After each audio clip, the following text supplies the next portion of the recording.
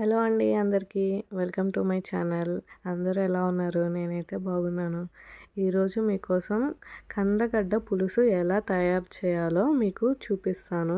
కందగడ్డ పులుసు ఇలా తయారు చేసుకుంటే చాలా టేస్టీగా ఉంటుందండి. అన్నంలోకి కలుపుకొని తింటే చాలా బాగుంటుంది. సరే అండి, ఇంకా వీడియోని లేట్ చేయకుండా స్టార్ట్ చేసేద్దాం. ఫస్ట్ స్టవ్ మీద కడాయి పెట్టుకొని హీట్ ఎక్కిన తర్వాత ఆయిల్ పోసుకోవాలి.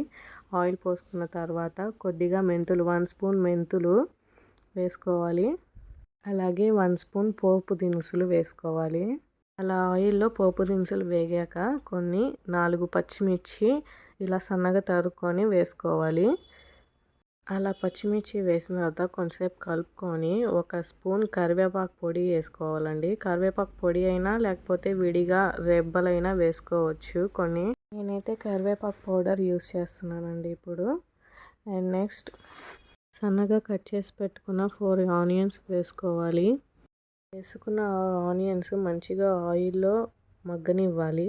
మగ్గనిచ్చిన తర్వాత 1 స్పూన్ పసుపు వేసుకోవాలండి.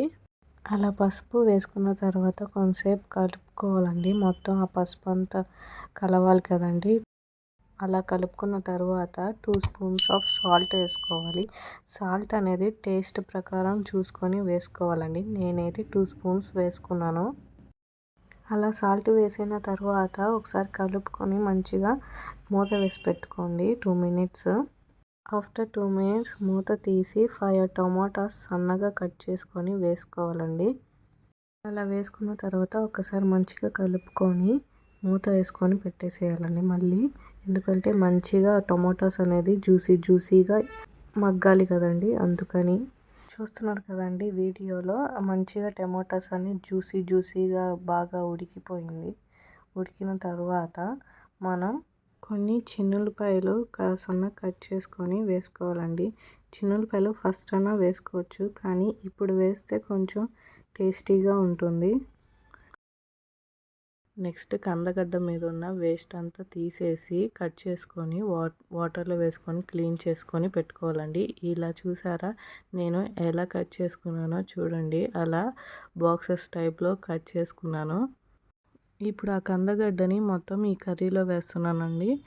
అలా మొత్తం వేసుకున్న తర్వాత ఒక్కసారి గరిటెతో కలుపుకొని కొద్దిగా వాటర్ పోసుకొని మూత పెట్టుకోవాలండి. ఆఫ్టర్ 5 మినిట్స్ తర్వాత మూత తీసుకొని ఒకసారి కలబెట్టుకొని కందగడ్డ ఉడికిందో లేదా చూసుకోండి. ఉడకపోతే మళ్ళీ ఇంకో 5 మినిట్స్ తర్వాత ఒకసారి మళ్ళీ చెక్ చేయండి. ఇప్పుడు చూసారా వీడియోలో చూడండి ఎట్లా సాఫ్ట్గా మెత్తగా ఉడికిపోయిందో. కందగడ్డ ముక్కలు బాగా ఉడికిపోయిన తర్వాత 2 కప్పుల చింతపండు జ్యూస్ వేసుకోవాలండి. చింతపండు జ్యూస్ వేసుకున్న తర్వాత ఒక 1 మినిట్ బాగా దాన్ని కలుపుకొని ఉడికించండి. బాగా 1 మినిట్ ఉడికిన తర్వాత 3 స్పూన్స్ ఆఫ్ కారం వేసుకోండి. ఈ కర్రీకి కొంచెం కారం ఉంటే టేస్ట్ అనేది ఇంకా బాగుంటుంది. అలా కారం వేసిన తర్వాత కర్రీలో కలిసేంత వరకు మంచిగా కలుపుకోండి. కలుపుకున్న తర్వాత ఒక 5 మినిట్స్ ఆర్ 6 మినిట్స్ స్టవ్ మీద పెట్టుకోవాలి. లాస్ట్లో నాకు సాల్ట్ అనేది సరిపోలేదండి, అందుకని 1 స్పూన్ సాల్ట్ వేసుకున్నాను. సాల్ట్ అనేది మీ టేస్ట్కి తగినట్టు వేసుకోండి. నాకు సరిపోలేదు కాబట్టి నేను మళ్ళీ వేసుకున్నాను.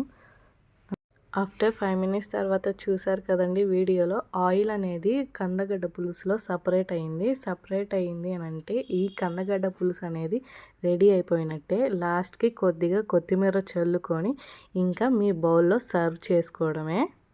చూడడానికైతే ఈ కందగడ్డ పులుసు చాలా బాగుందండి. ఇంకా టేస్ట్కి వస్తారా, టేస్ట్ అయితే ఇంకా అద్దిరిపోతుంది. మీరు కూడా నేను చెప్పిన ప్రాసెస్లో ట్రై చేశారు అంటే మీకు కూడా చాలా నచ్చుతుంది ఈ కందగడ్డ పులుసు. నేను కూడా ఇప్పుడే ట్రై చేసేస్తున్నాను అండి, ఎందుకంటే వేడిగా ఈ కందగడ్డ పులుసు స్మెల్ అయితే చాలా బాగుంది. ఇంకా ఆకలి రెట్టింపు అవుతుంది. ఈ వీడియో మీకు నచ్చితే లైక్ చేయండి, షేర్ చేయండి, సబ్స్క్రైబ్ మటుకు మర్చిపోకండి please. Thanks for watching everyone. Thank you.